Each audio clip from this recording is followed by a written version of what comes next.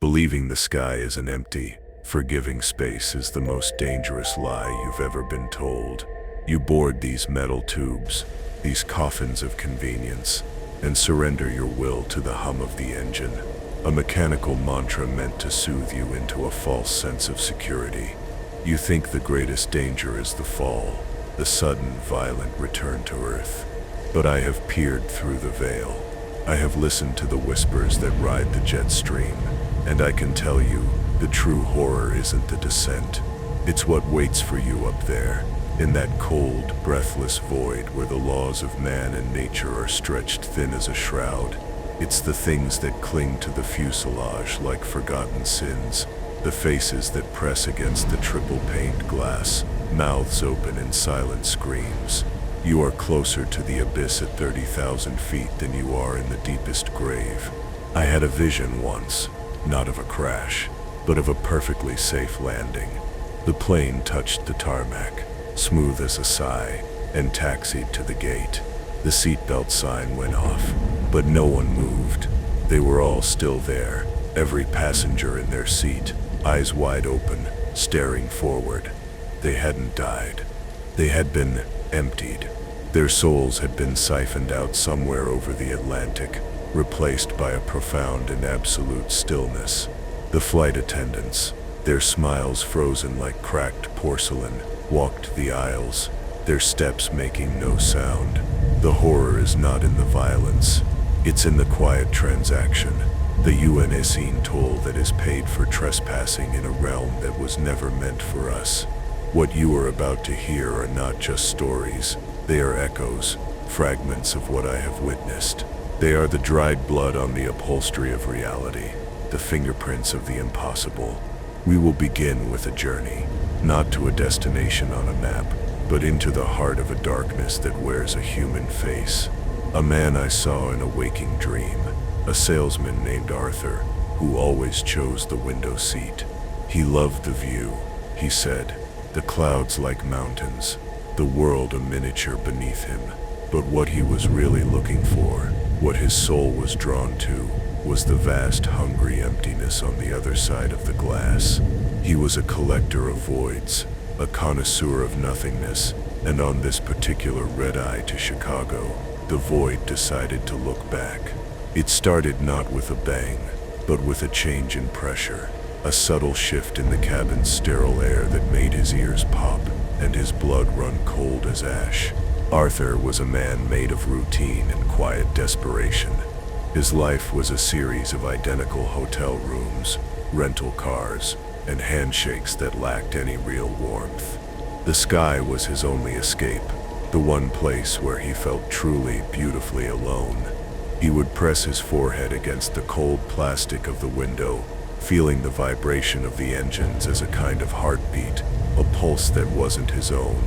The world below was an abstraction, a place he was blessedly separate from. This flight felt different.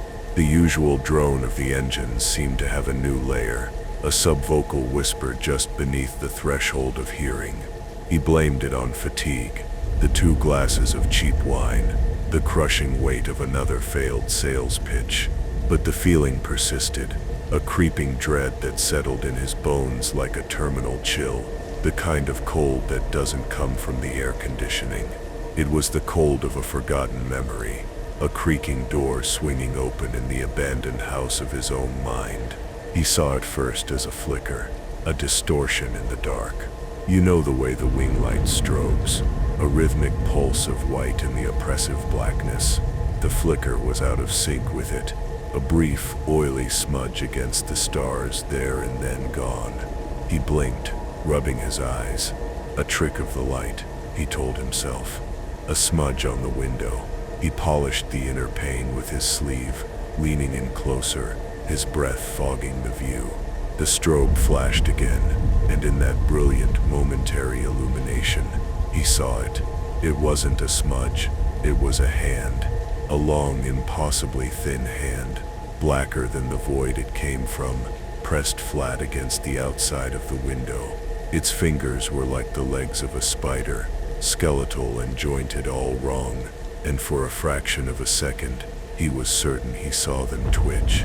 The light died, plunging him back into darkness, his own terrified face reflected back at him in the glass, a cracked mirror showing the portrait of a man on the verge of shattering. The rational mind is a fortress built on sand. It constructs walls of logic and reason to keep the howling madness of the universe at bay. Arthur's fortress began to crumble. He squeezed his eyes shut, counting to 10, reciting the names of state capitals, anything to anchor himself to the world he knew. He was tired. He was stressed.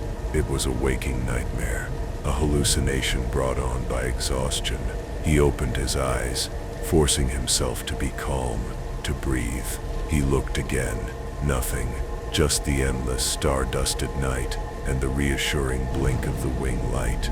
He let out a shaky breath, a small, nervous laugh catching in his throat. He felt foolish. He was a middle-aged man seeing monsters in the dark. He settled back into his seat, the leatherette cool against his sweating neck, and tried to focus on the hum of the engines, that familiar lullaby of modern travel. But the lullaby had changed. The whisper he'd heard before was clearer now. It wasn't the wind. It was a voice, a dry, rasping sound like dead leaves skittering across pavement, and it was forming a word. His name, Arthur. Panic is a cold fire. It burns away reason, leaving only the primal instinct to flee. But at 37,000 feet, there is nowhere to run. Arthur was trapped in a pressurized tube, a cage hurtling through a nightmare. The voice was coming from the window. He knew it with a certainty that defied all logic. He was afraid to look, terrified of what he might see, but even more terrified of not knowing. His head turned slowly, a creak of bone and sinew, as if pulled by an invisible string.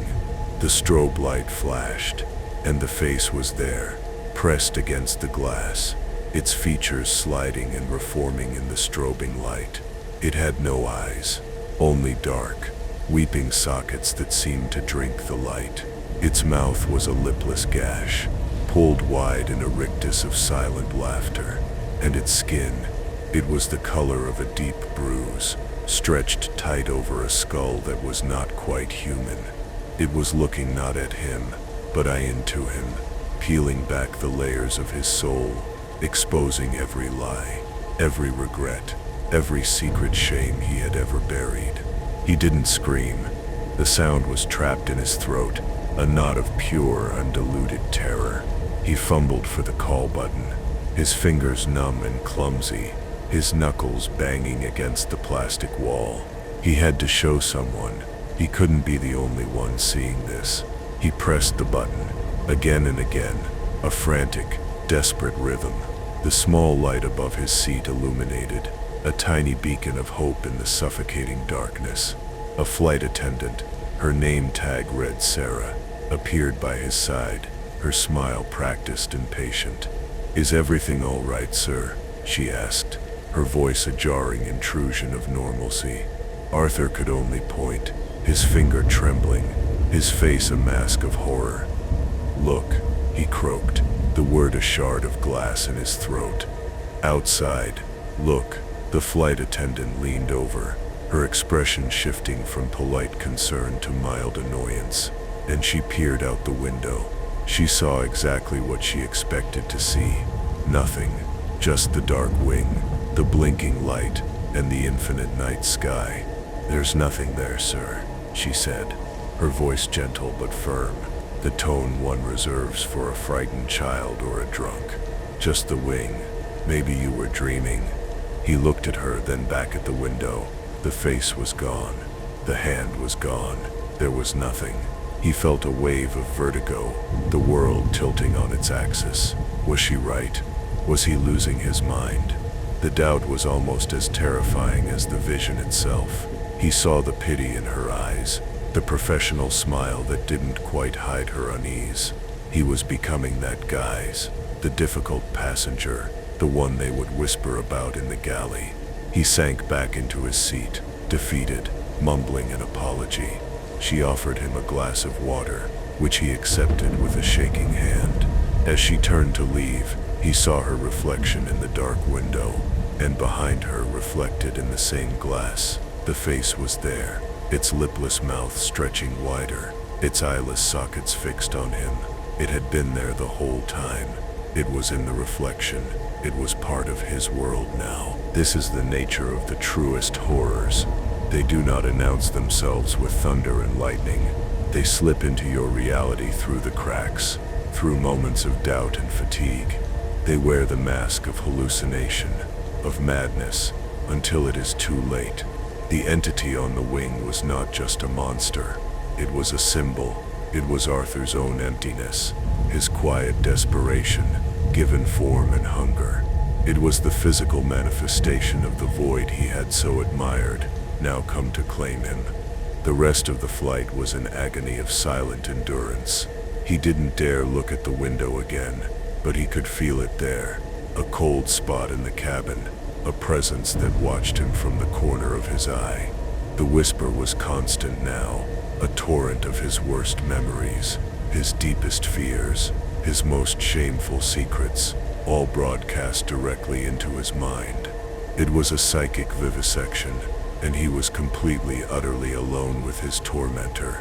Every jolt of turbulence was the creature shifting its weight on the wing.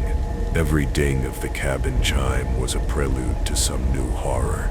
The faces of the other passengers, sleeping peacefully, seemed like a cruel joke. They were oblivious, wrapped in their blankets and their dreams, while he was locked in a battle for his own sanity. He thought about the broken cross he'd seen in a forgotten church as a child, how it seemed to symbolize that even faith could fracture and fall. This felt the same, the shattering of his belief in a safe and ordered world.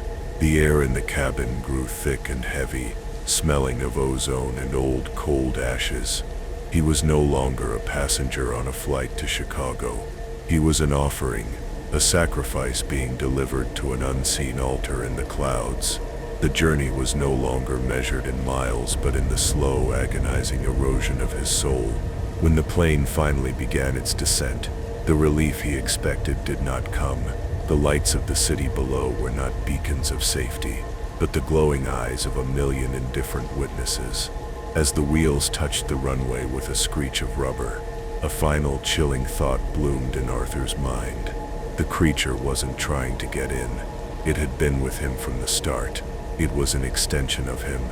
The flight hadn't brought it to him. It had simply provided the perfect isolated stage for it to reveal itself. The moment the seatbelt sign switched off, he didn't join the frantic rush to deplane. He sat perfectly still, a man hollowed out, as the other passengers bustled past him. He was the man from my vision, the one who landed safely, but never truly arrived. He had stared into the abyss, and the abyss had made a home behind his eyes. He eventually stood and walked out of the plane, a ghost in his own skin, leaving a permanent cold spot on seat 14A. This is not a singular event. These metal tubes, these arrows of progress, they slice through layers of reality we were never meant to disturb. They disturb ancient things, things that slumbered in the upper atmosphere, and sometimes those things wake up. I can feel the skepticism of some of you, a shield of logic you hold up against the dark, but others, you felt it. That sudden, inexplicable drop in temperature, the shadow that flickers in your peripheral vision, the whisper that is almost, but not quite, the wind. Do you feel this dark message was meant for you? Have you ever sat on a plane and felt a presence that did not belong, a cold dread that had no source? Let the shadows below know your truth. Your testimony is a ward against the silence that would have us believe we are alone. Every soul that joins this congregation, every story shared, it feeds the voice that whispers from the darkness. It strengthens the signal, allowing more of these truths to break through the static of the mundane world. By bearing witness, you become more than a listener. You become a part of the revelation, a keeper of the secrets that the sky tries so desperately to hide. You become an anchor for those like Arthur, who find themselves adrift in the terrifying emptiness between worlds. The next story is of a different nature. It is not about what you can see outside the window, but what you can feel in the seat next to you. It is a tale of presence and absence, of a journey shared with someone who was never there at all. It is the story of Flight 302 and the passenger in seat 12B. The flight was a short hop from Denver to Salt Lake City, a routine trip for a young woman named Clara. She was a geologist, a woman who dealt in the tangible, in pressure and time, in the solid, unyielding truth of rock.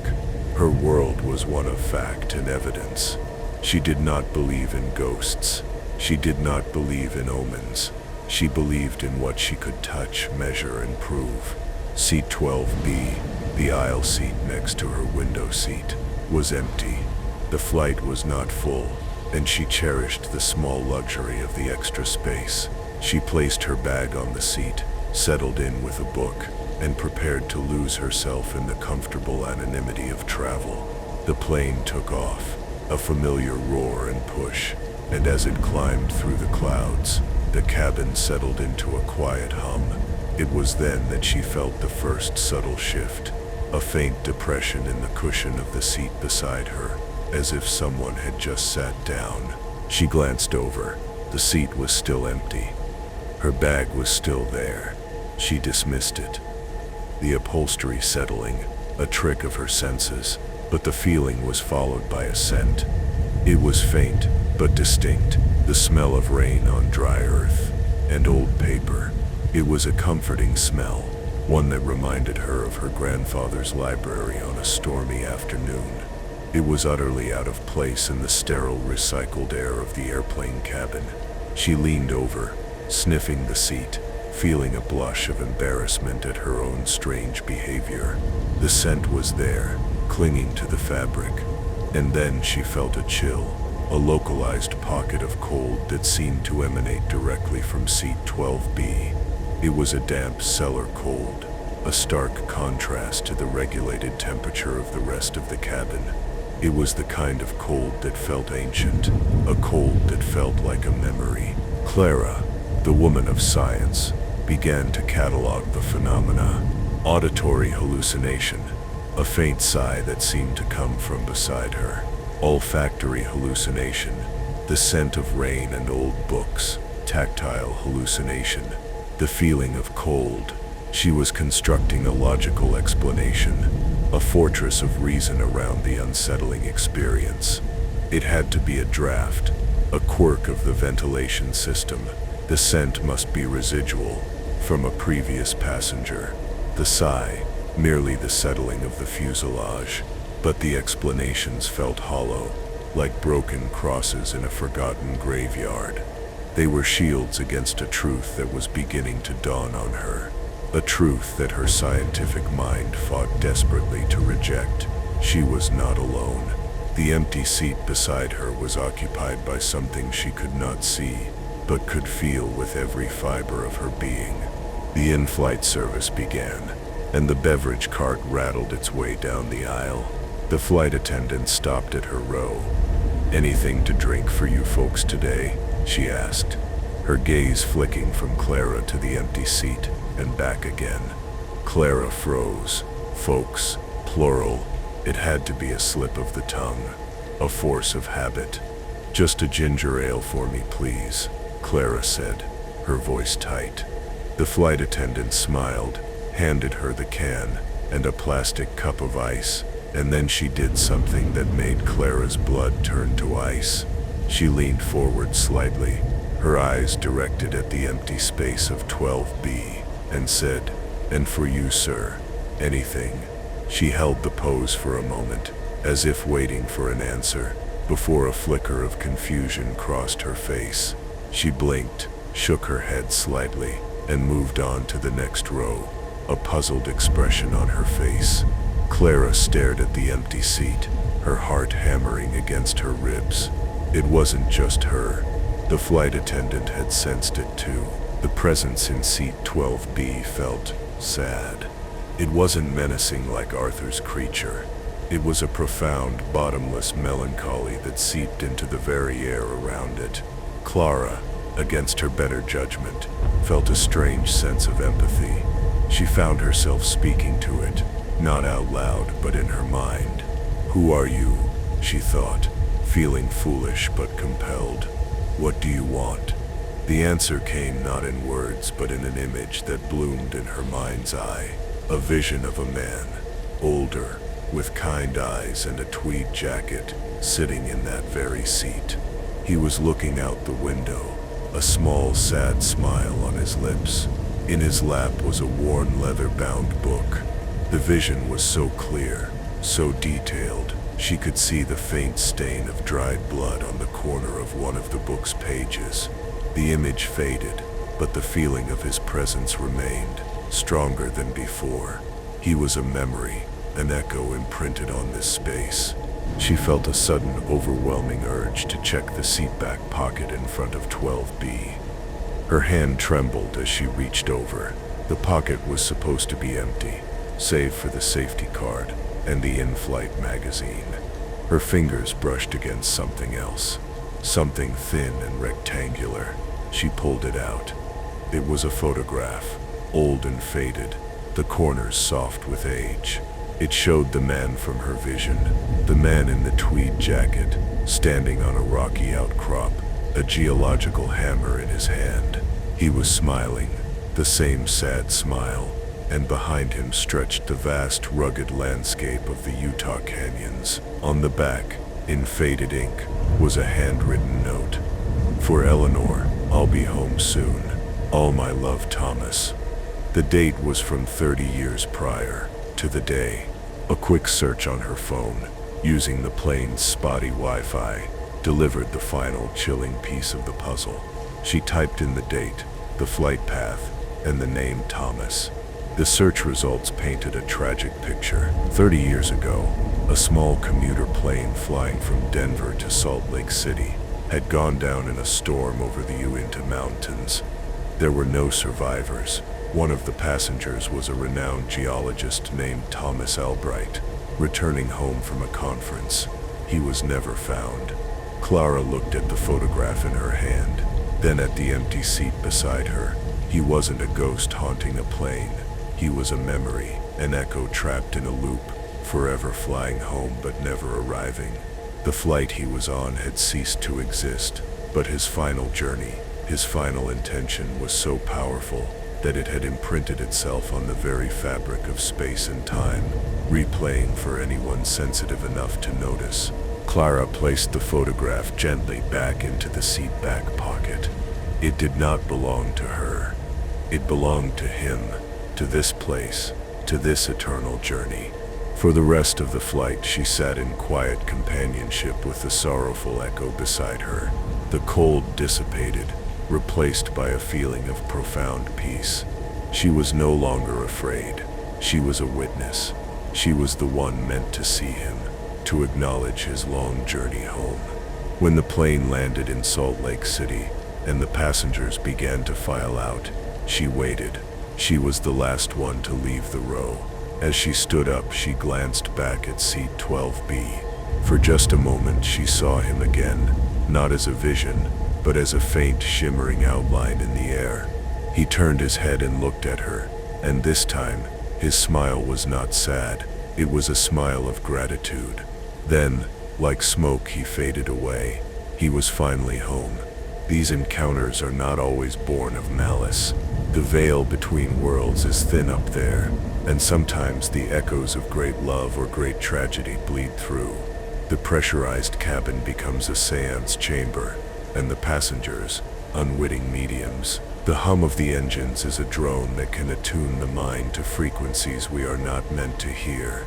Think of the thousands of souls who have passed through the very seat you occupy. Their hopes, their fears, their final thoughts. Do they just disappear? Or do they leave a residue, an emotional ash that coats everything?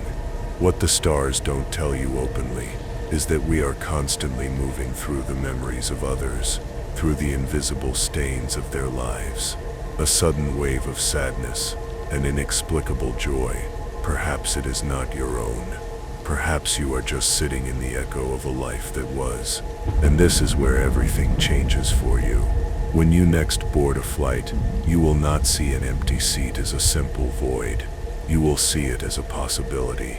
You will feel the history of the space, the layers of psychic residue.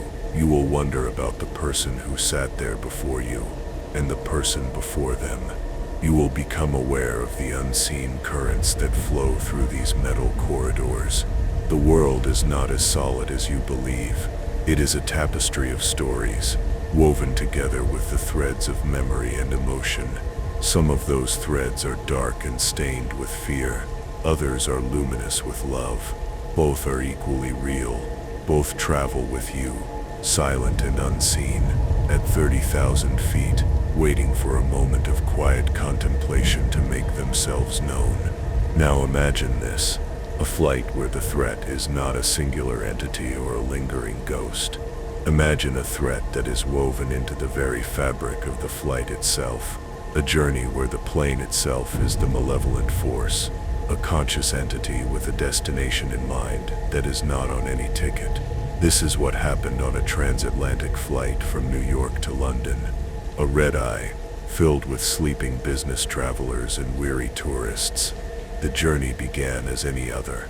The familiar rituals of takeoff, the dimming of the cabin lights, the gentle rocking of the fuselage as it settled into its cruising altitude. The pilot, Captain Eva Rostova, was a veteran with thousands of hours logged. She trusted her instruments more than she trusted most people. They were logical, predictable, and free of emotion. Tonight, her instruments would betray her. It began with a subtle anomaly. The autopilot, a sophisticated system known as the Ghost, was disengaging itself for a fraction of a second, then re-engaging. The alerts were so brief, they barely registered on the system log. Eva and her first officer, a young, eager pilot named Ben, ran diagnostics. Everything came back clean. They shrugged it off as a minor software glitch, a phantom in the machine. But then the cabin temperature began to fluctuate wildly, swinging from sweltering heat to Arctic cold, ignoring the crew's frantic inputs. The cabin lights would flicker in strange, rhythmic patterns, like a code no one could decipher. Passengers were waking up, complaining, their murmurs of discontent, a rising tide of anxiety. Eva felt a cold knot tighten in her stomach. This was not a glitch. This was something else. The plane felt wrong. It felt like an animal trying to throw a rider. The true nightmare began when Eva looked at her navigation screen. Their flight path, a straight, elegant arc over the Atlantic, had deviated. They were heading south, a slow, deliberate turn that the autopilot was initiating on its own. Every time she or Ben tried to correct the course manually, the system fought them. The yoke would shudder in their hands, an immense, unseen pressure pushing back. The plane did not want to go to London. It had its own itinerary. Panic began to seep into the cockpit. They were flying a rogue machine, a haunted vessel, and they were utterly powerless to control its trajectory. They tried to radio for help, but all they got was static, a hissing void where the voices of air traffic control should have been. They were cut off, alone in the dark with a machine that had, impossibly, developed a will of its own. Down in the cabin, the passengers were becoming aware that something was terribly wrong. The in-flight entertainment systems had all switched to the same channel, a live feed from a camera mounted on the plane's belly, showing the dark, churning ocean below. There was no audio, just the silent, hypnotic image of the waves. Then text began to appear on the screen, crawling across the bottom like a news ticker. It was not in English. It was a language no one recognized, made of sharp, angular symbols that seemed to writhe and shift. The passengers stared, mesmerized and terrified as the unholy script scrolled past.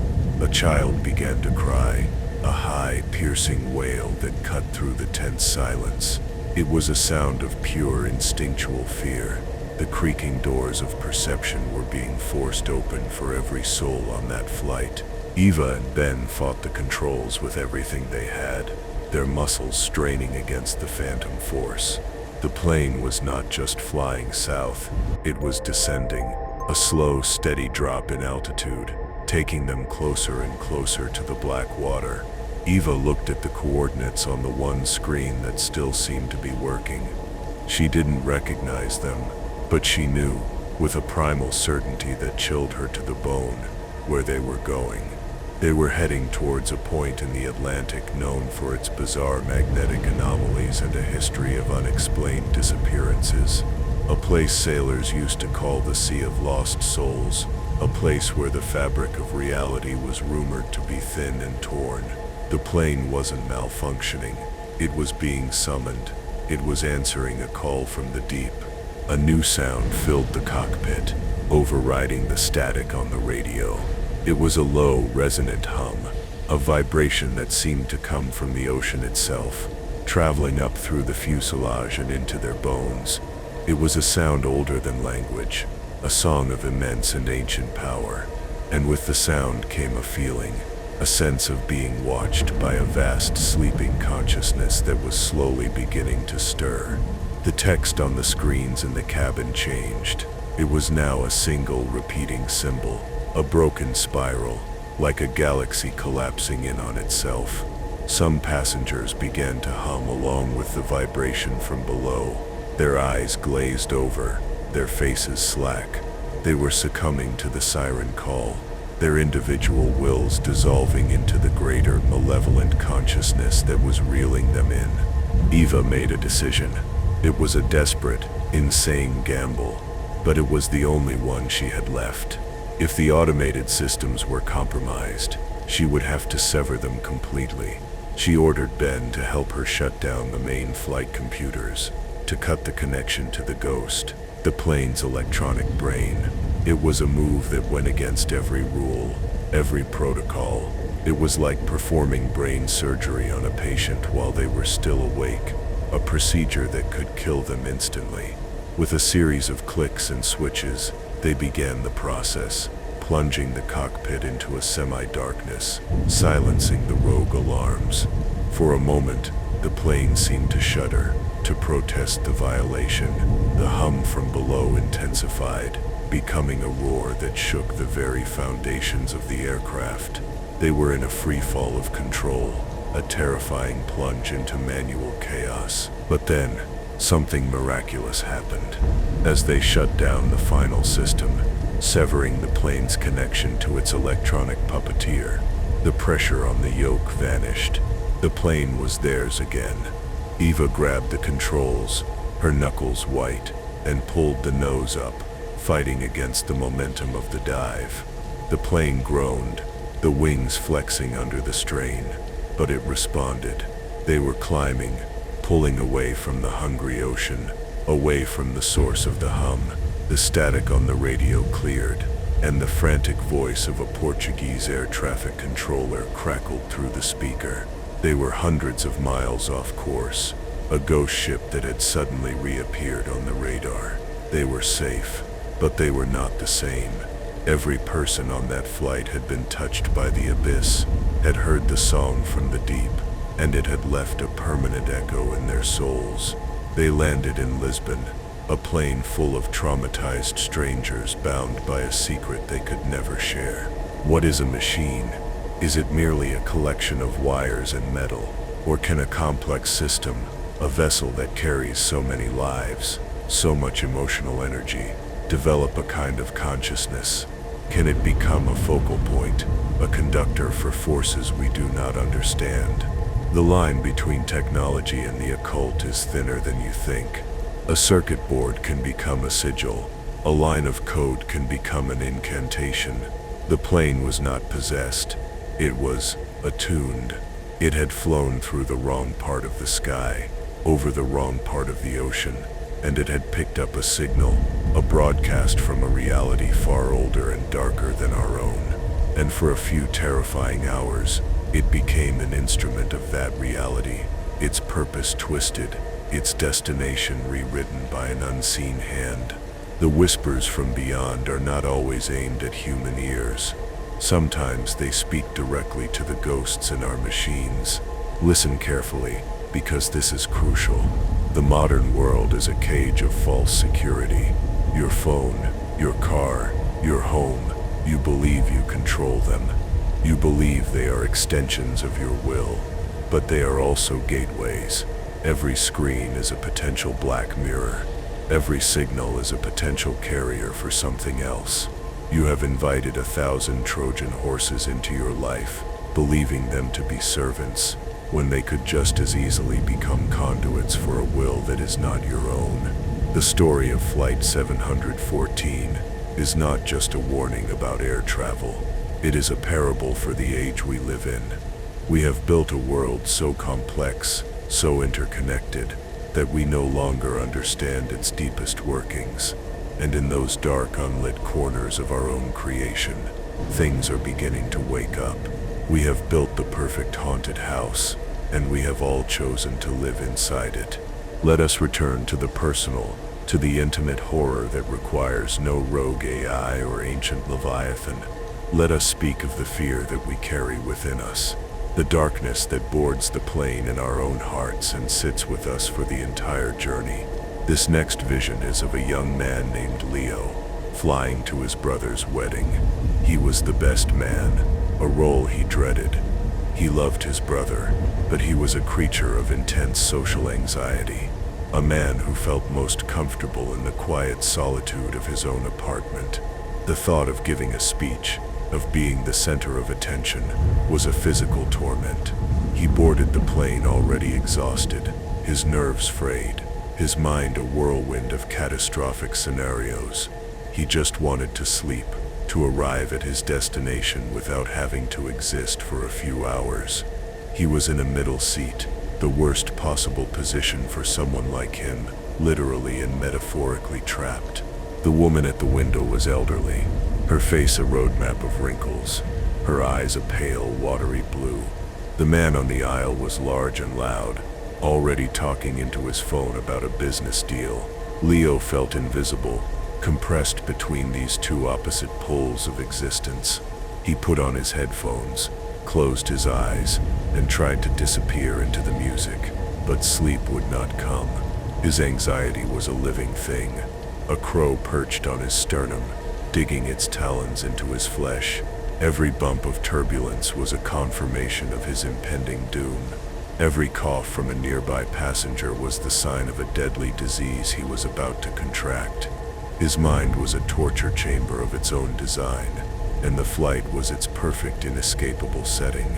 He was stewing in a broth of his own fear, the recycled air of the cabin thick with his silent panic. He must have dozed off, because he was jolted awake by a strange sensation, a feeling of being watched, not by the old woman or the businessman. This was a different kind of attention. He opened his eyes. The cabin was dark, the service long over. Most passengers were asleep. He looked around, trying to find the source of the feeling, and then he saw him. Standing in the aisle, about 5 rows ahead, was a man. He was tall and unnaturally thin, wearing a dark, ill-fitting suit, but that wasn't what was wrong. What was wrong was his face. It was a perfect, featureless blank. No eyes, no nose, no mouth. A smooth, pale oval of skin, like a mannequin's head. He was utterly still, his blank face aimed directly at Leo. The other passengers slept on, oblivious. The man was a statue of pure dread, a silent, tailored nightmare.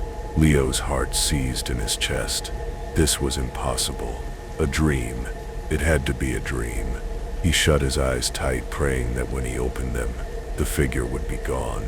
He counted to 20, his breath held tight in his lungs. He opened his eyes. The man was still there, but he had moved. He was now 2 rows closer, his blank face still locked onto Leo. He hadn't seen him walk. He had simply changed position, like a glitch in a video game. The silence in the cabin was profound, broken only by the hum of the engines. and the frantic drumming of Leo's own pulse. He was frozen in his seat, pinned by the faceless man's unseen gaze. He wanted to scream, to wake someone up, to prove he wasn't insane, but his voice was gone, stolen by the sheer impossibility of what he was seeing. This was a private horror, a performance for an audience of one. He blinked, and the man was closer again, now standing at the head of Leo's own row. He could see the cheap fabric of the suit, the way it hung on his impossibly thin frame. He could smell a faint, cloying scent, like wilted flowers and dust, the kind of smell you find in a room that has been sealed for a very long time. The man on the aisle snored, his head lolling to one side, completely unaware of the nightmare standing inches from his shoulder. The blank face tilted slightly, a gesture of curiosity, a predator examining its prey. Leo could feel the man's attention as a physical pressure, a weight on his mind, his soul. He knew, with a certainty that transcended thought, that this creature was a manifestation of his own anxiety. It was his fear, his dread, his self-doubt given form and a cheap suit. It was the physical embodiment of the part of him that wanted him to fail, to fall, to disappear.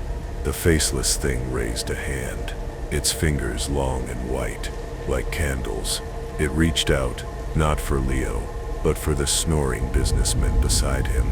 The fingers hovered just over the man's forehead, not quite touching. Leo watched, paralyzed, as a thin, smoky tendril of gray energy seemed to be drawn from the businessman's head, absorbed into the creature's blank face. The businessman's snoring stopped. His face, even in sleep, seemed to lose some of its color, to become more drawn, more tired. The creature turned its smooth, featureless head back to Leo, and though it had no mouth, Leo heard a voice in his mind, a voice that was his own, but distorted, made cruel and mocking. "See how easy it is," the voice whispered, "to drain the life from them, to take their confidence, their energy. I can give it to you.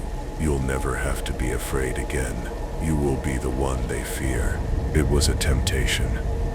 A devil's bargain offered at 30,000 feet. The creature was offering to feed on the other passengers, to drain them of their vitality, their essence, and transfer that power to Leo. He could walk into that wedding not as a nervous wreck, but as a titan of confidence. He would own the room. His speech would be legendary. All he had to do was say yes. All he had to do was allow this parasite, this projection of his own worst self, to become his champion. The faceless man extended his other hand towards Leo, an invitation. Leo looked at the sleeping faces around him, the oblivious souls who had become potential fuel for his own ambition. He thought of his brother, of the love and trust in his eyes. What would that love be worth if it was won through a monstrous act of psychic vampirism? In that moment, Leo made a choice. He looked directly at the blank face of his tormentor and screamed the word no in the silence of his own mind. He poured all his fear, all his anxiety, and all his defiance into that single mental shout. The effect was instantaneous. The faceless man recoiled as if struck. The smooth skin of its face began to crack, like old plaster. Dark fissures spread from its center, and from within those cracks, a brilliant, painful light began to shine. The creature shuddered violently, its form flickering and distorting. It let out a silent scream, its whole body contorting in agony. Then, with a final implosive flash of light, it was gone. It simply ceased to be. The cloying smell of dust and dead flowers vanished, replaced by the familiar stale scent of the cabin. The pressure in Leo's mind was lifted. The crow of anxiety had taken flight. He sat there, gasping for breath, sweat pouring down his face. The businessman next to him stirred, stretched, and went back to snoring, a little bit of color returning to his cheeks. The old woman at the window was still asleep. Nothing had changed, and yet everything had. He had not defeated his anxiety. He had confronted it. He had looked his own personal demon in its blank, featureless face, and had refused its offer. He had chosen his own weakness, his own humanity, over a borrowed, monstrous strength. The rest of the flight was peaceful. When he landed, the fear of the speech was still there, but it was different now. It was just a fear, not a monster. It was a challenge to be met, not an executioner to be placated. And when he stood up to give that speech, he did so with a quiet strength he never knew he possessed. The strength of a man who had faced the worst part of himself in the dark and had chosen to walk into the light. Your mind is a haunted house.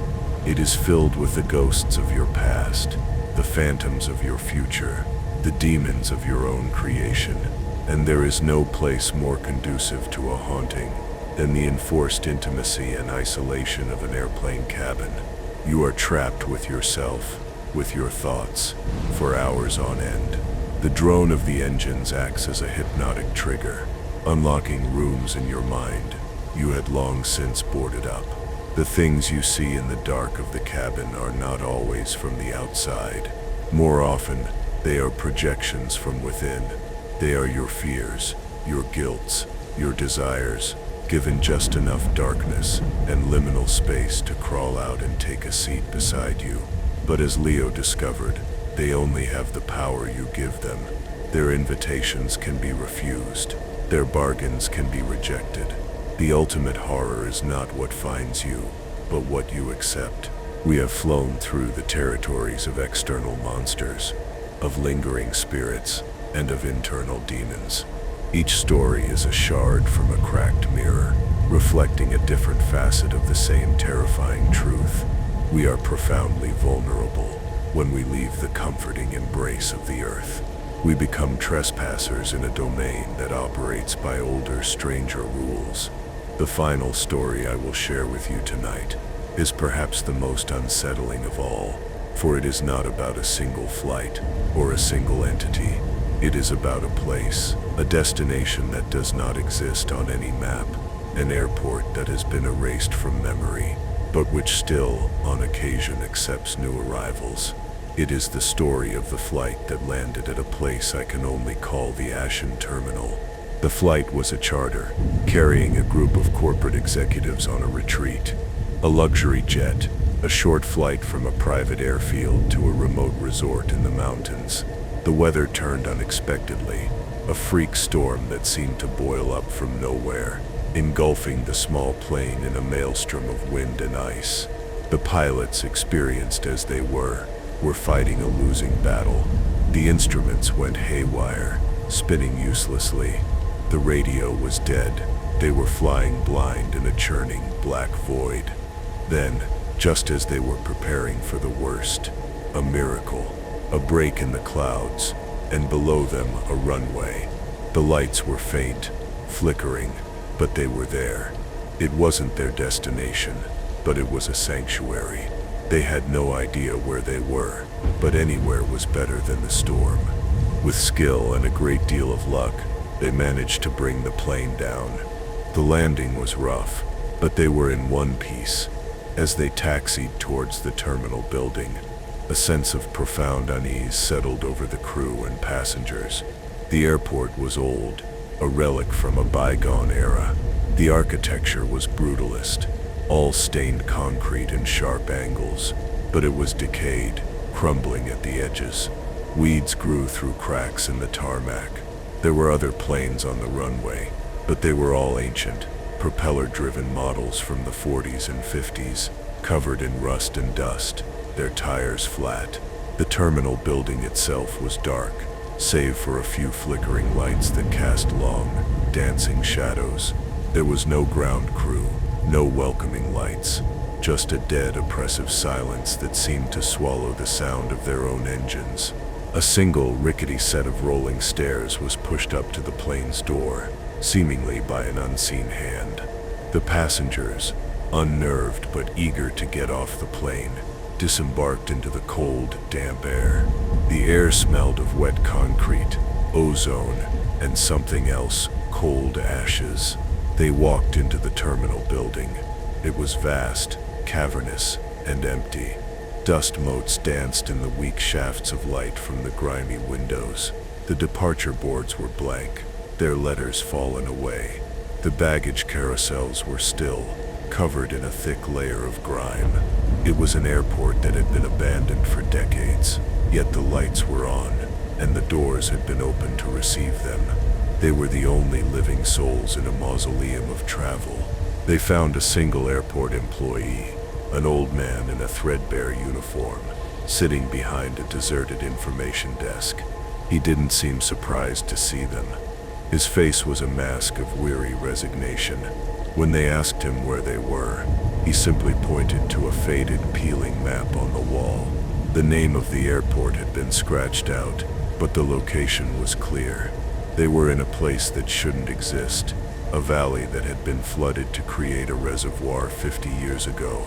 The town, the surrounding area, and the small regional airport they were now standing in were all supposed to be at the bottom of a deep, dark lake. The old man offered them no explanation. He just handed them each a boarding pass. The passes were old, brittle cardstock. The destination on every single one was the same, a single black cross-like symbol. Panic began to set in. They were trapped in a ghost airport, a place that had been drowned by time and water, yet was somehow solid and real around them.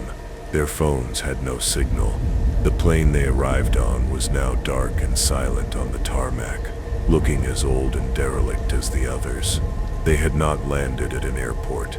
They had landed in a memory, a place where time had broken, where the past had not yet accepted its own death.